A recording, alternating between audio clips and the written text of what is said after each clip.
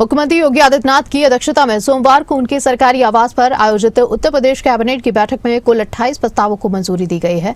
बैठक की अहम फैसलों में शाहजहांपुर जिले के जलालाबाद कस्बे का नाम बदलकर परशुरामपुरी किए जाने के प्रस्ताव को भी स्वीकृति मिल गई है। कैबिनेट की मंजूरी के बाद शाहजहांपुर की नगरपालिका परिषद जलालाबाद क्षेत्र के अंतर्गत आने वाले कस्बे का आधिकारिक नाम परशुरामपुरी होगा। और आपको बता दें कि लंबे समय से लंबित इस प्रस्ताव को अब अंतिम प्रशासनिक स्वीकृति मिल गई है और इस नाम परिवर्तन की प्रक्रिया वर्ष 2018 में शुरू हो गई थी। मुरादाबाद गोरखपुर में 5-5 एकड़ में 100 बेड हॉस्पिटल के लिए जमीन आवंटित की गई है। बनारस में 13 एकड़ जमीन पर मेडिकल कॉलेज बनेगा और 50% जमीन श्रमिकों के बच्चों के लिए आरक्षित किया गया है।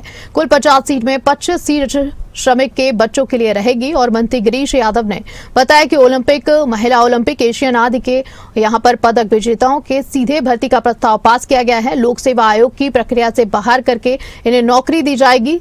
समूह ख और का के लिए यह यहां पर 9 पदों पर क्रीड़ा अधिकारी और 9 पदों पर जिला युवा कल्याण अधिकारी और 23 पदों पर उप क्रीड़ा अधिकारी की सीधी भर्ती होगी। इसके अलावा प्रदेश में नवाचार और उद्यमिता का भी बढ़ावा दिया जाएगा। उद्देश्य से इस पर प्रदेश स्टार्टअप नीति 2026 को भी मंजूरी प्रदान की गई है। जनपद शाहजहांपुर की नगर पालिका परिषद जलालाबाद, जिसको क्षेत्रांतर्गत नगर जलालाबाद का नाम परिवर्तित कर परशुरामपुरी किए जाने के संबंध में एक प्रस्ताव पास किया है। जैसा कि हमारी पौराणिक कथाओं में के माध्यम से हम जानते हैं कि भगवान परशुराम जी की जन्मस्थली, आइए शाही जी, 124वां है आपका, आइए। भगवान परशुराम की जन्मस्थली जलालाबाद का नाम बदलकर परशुरामपुरी रख दिया जाए।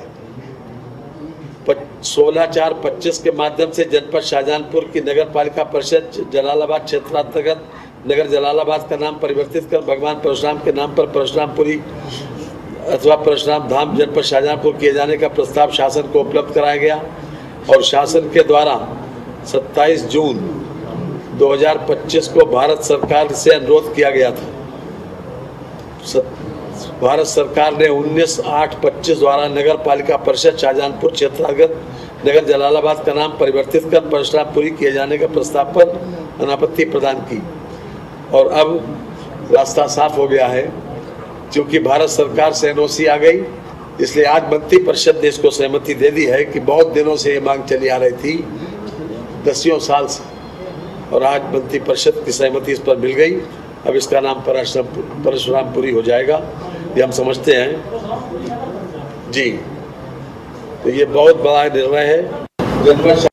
प्रधानमंत्री श्री मोदी जी की सरकार का बहुत अभिनंदन करता हूं कि उत्तर प्रदेश के हमारे जो श्रमिक हैं उनके इलाज की चिंता करते हुए उत्तर प्रदेश में एक तो गोरखपुर, दूसरा मुरादाबाद, 2 जगह 100 बेड के हॉस्पिटल बनाने का निर्णय और बनारस में ESIC श्रम विभाग के तरफ से मेडिकल कॉलेज बनाने का निर्णय किया है।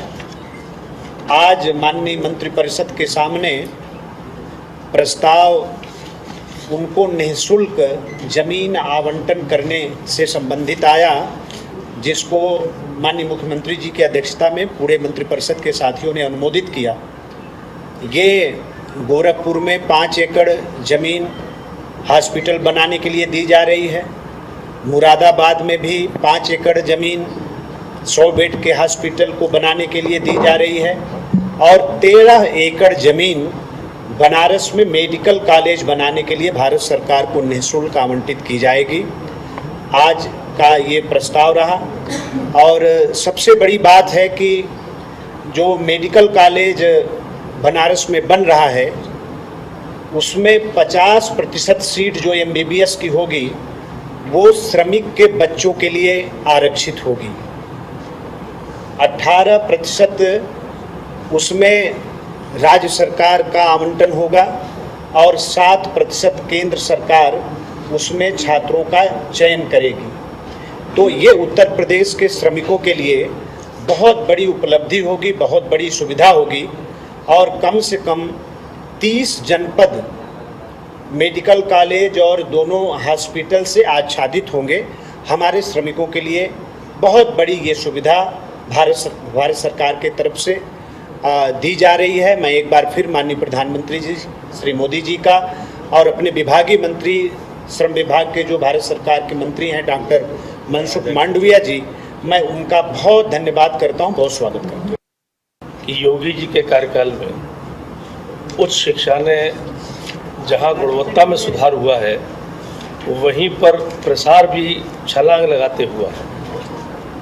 यानी कल्पना कीजिए कि अंग्रेजों के काल से 2017 तक यदि उत्तर प्रदेश में मात्र 14 सरकारी विश्वविद्यालय थे, अब इस पिछले 17 से लेके अब तक 8 सरकारी विश्वविद्यालय बढ़े, एकदम छलांग लगाई। इसी तरह निजी विश्वविद्यालयों में जहां मात्र 27 निजी विश्वविद्यालय थे 2017 तक अंग्रेजों के काल से लेकर, तो 2017 के बाद अब ये 54, 55, 56 हो जाएंगे इनको तीनों को मिलाकर। आज 3 एक जो शिक्षा क्षेत्र में जानी मानी संस्थाएं हैं, उनके जो नेशनल फेम की संस्थाएं हैं, उनके द्वारा आज इनको स्थापना का वो मिला है LOP।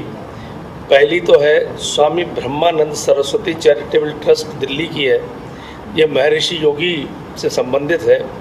महर्षि Mahesh Yogi international agricultural university, ये इसमें एग्रीकल्चरल यूनिवर्सिटी भी होगी इनकी, ये एक विशेषता है।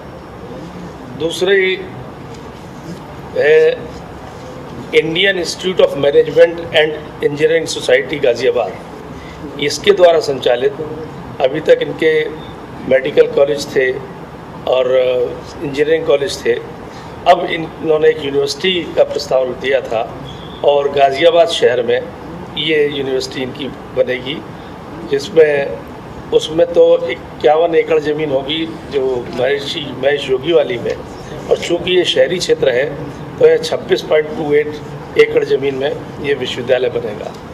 इसी तरह तीसरा एंग्लो संस्कृत का कॉलेज फतेहपुर एक संस्था है, तो ये फतेहपुर में एक यूनिवर्सिटी खुलेगी, इनको भी स्थापना का अधिकार मिला है, LOP मिली है। और चूँकि यह भी शहरी क्षेत्र है इसलिए यह भी 20.5 एकड़ में खुलेगी। शहरी क्षेत्र में 20 एकड़ से ऊपर ज़मीन होनी चाहिए और ग्रामीण क्षेत्र में 50 एकड़ से ऊपर होनी चाहिए। ये सभी अपने फुलफ़िल कर रही हैं अपने नॉर्म्स को जो होने चाहिए यूनिवर्सिटी के, और इस तरीके से अंतिम पायदान पर बैठे व्यक्ति तक उच्च शिक्षा पहुँचे, ये माननीय योगी जी का लक्ष्य है, वो पूरा करने जा रहे हैं। सर, जिस प्रकार देखा जाए पशुपालन विभाग में आप मंत्री हैं और कई अहम फैसले लिए, कैबिनेट में किन फैसलों पे आज मोहर लगी है पशुपालन को लेकर खासतौर? देखिए, उत्तर प्रदेश में पशुओं की देश में सर्वाधिक संख्या उत्तर प्रदेश में है।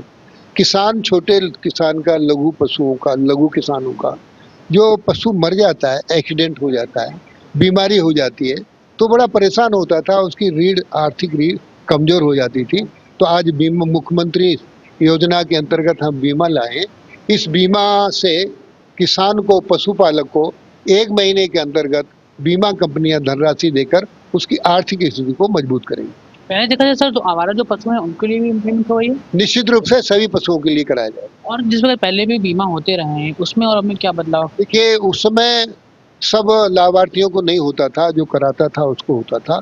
अब हम ब्लॉक के माध्यम से गांव पंचायत स्तर तक ले जाएंगे ताकि पशुपालक को इसका नुकसान ना हो। तो कैटेगरी बनाई की? कैटेगरी बनाई है, सब तरीके के है कैटेगरी। बड़े पशुओं की अलग है, छोटे पशुओं की अलग है, लघु पशुओं की अलग है, भेड़, बकरी, सुअर, इसकी सबकी अलग अलग है। तो मैं बातचीत करनी, आपने सुना कैबिनेट मंत्री धर्मपाल जी को, जिन्होंने साफ तौर से कहा है कि जिस प्रकार से जो आज कैबिनेट फैसले लिए गए, पशुओं के लिए बड़ा फैसला लिया गया, बीमा किया करा जाएगा और बीमा के माध्यम से जो पशुपालक होंगे उनको राहत राशि दी जाएगी। अगर कोई दुर्घटना होती है तो पूरा मुआवजा मिलेगा। कैमरामैन मुकेश के साथ आकाश यादव, खबर लखनऊ। जलालाबाद का नाम बदलकर जो है नाम बदला गया है और वहाँ से बातचीत करने कैबिनेट मंत्री योगेंद्र उपाध्याय सर, जिस प्रकार जलालाबाद का नाम बदल दिया गया है, परशुराम जी के नाम पर उसका घोषित कर दिया गया, किस प्रकार से आप देखते हैं? परशुराम जी के प्रति श्रद्धा अर्पित करने के लिए, जो कि वो हमारे ईश्वर के अवतार हैं, ईश्वर के विष्णु के छठे अवतार के रूप में हमारी पौराणिक कथा बताती है कि वो थे। तो उनके जो भी उनसे रिलेटेड भूमियाँ थीं उसमें जलालाबाद भी एक है, और वहाँ पिछले 10 सालों से मांग थी कि इसका नाम परशुराम जी के ऊपर रखा जाए। तो आज सभी अवरोधों को दूर कराकर परशुराम जी के नाम पर परशुराम पुरी रखते हुए आज मंत्रिपरिषद ने फैसला लिया है और उनके प्रति अपनी श्रद्धा अर्पित की है। अखिलेश यादव भगवान परशुराम को लेकर कई बार राजनीति भी करते हैं, बीजेपी पे टंच भी कसते हैं और कहते हैं कि भगवान तो परशुराम भी राम से बड़े हैं। देखिए, जिन लोगों को जाति में बांटते हैं समाज को, वर्ग में बांटते हैं समाज को, भगवान को भी बांटने लगे वो लोग। जबकि हमारे जो अवतार हैं उन अवतारों में शुरुआत करें तो मत्स्य अवतार, कच्छपा अवतार, वराह अवतार, नरसिंह अवतार, वामन अवतार, फिर परशुराम अवतार, फिर कृष्ण अवतार, राम अवतार। तो ये सब एक अवतार है विष्णु के, उनको विभाजन कैसा? ये जो गंदी राजनीति है उनकी, और ये तुच्छ राजनीति है जिसके चलते वो विभाजन करना चाहते हैं। इससे ब्राह्मण विभाजित नहीं होगा। सर, नितिन नवीन जी लखनऊ आए, आप लोगों के साथ बैठक किया, क्या संदेश रहा उनका? नहीं, संदेश तो सीधे से जो पार्टी के कार्यकर्ताओं को होता है कि राष्ट्रवाद के लिए समर्पित भाव से काम करना, नेशन फर्स्ट पार्टी नेक्स्ट। 2017 से बड़ी जीत के लिए आश्वासन दिया गया है। बिल्कुल, 2017 में तो हम इस समय जो अब 2027 में 2017 से ज़्यादा जीतेंगे।